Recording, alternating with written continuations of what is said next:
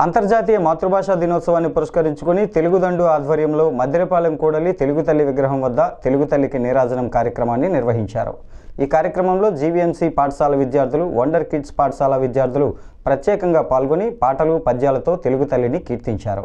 తెలుగుదండు అధ్యక్షుడు పరవస్తు సూరి మాట్లాడుతూ యునెస్కో వారి సూచన మేరకు 2000 సంవత్సరం నుంచి ప్రపంచవ్యాప్తంగా మాతృభాషా అభిమానులు జరుపుకునే ఏకైక విశ్వ వేడుక అంతర్జాతీయ మాతృభాషా దినోత్సవం అని కొనియాడారు.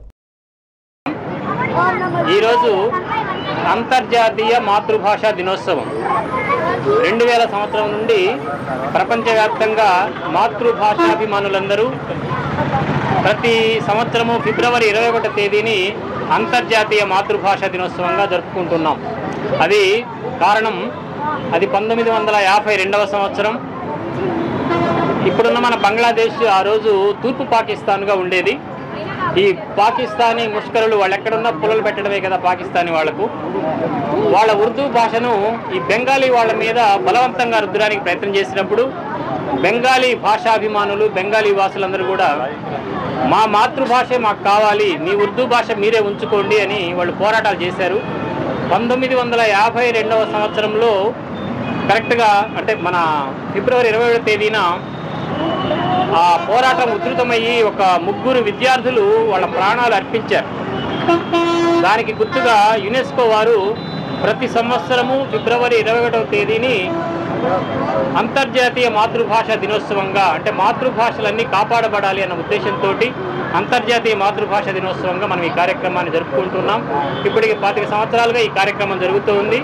కానీ ప్రపంచవ్యాప్తంగా అన్ని భాషీయులు తమ మాతృభాషలను కాపాడుకోవడానికి ప్రయత్నం చేస్తూ ఉంటే మన ప్రభుత్వాలు కావచ్చు, ప్రజలు కావచ్చు, ముఖ్యంగా మన తెలుగు వాళ్ళు తెలుగు భాషను ఏ విధంగా దుంపనాశనం చేయాలి అని శక్తి వంచన లేకుండా కృషి చేస్తున్నాం.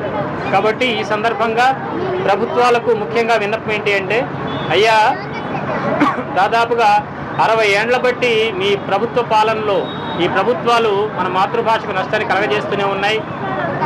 ముఖ్యంగా 30-35 ఏళ్ల నుండి ఈ ప్రైవేటు పాఠశాలలు వచ్చిన తర్వాత మన తెలుగు భాషకు బాగా నష్టం జరిగింది. కాబట్టి మీరు ఇప్పటికైనా మేల్కొని ఈ కూటమి ప్రభుత్వము యొక్క నూతన విద్యా విధానం ప్రకారం, కేంద్ర ప్రభుత్వం నూతన విద్యా విధానం మొదలుపెట్టింది కదా, ఆ సందర్భంగానైనా ఈ కూటమి ప్రభుత్వము మన తెలుగు గడ్డ మీద ఉండేటువంటి ప్రభుత్వ, ప్రైవేటు పాఠశాలల్లో కనీసం ప్రాథమిక విద్యనైనా తెలుగులో, మాతృభాషలో మన బిడ్డలకు బోధించాలని, 6వ తరగతి నుండి 10వ తరగతి వరకు తెలుగును ప్రథమ భాషగా బోధించాలని మనం తెలుగుదండు నుంచి ప్రభుత్వానికి ఇంతవరకు విన్నపాలు చేశాం.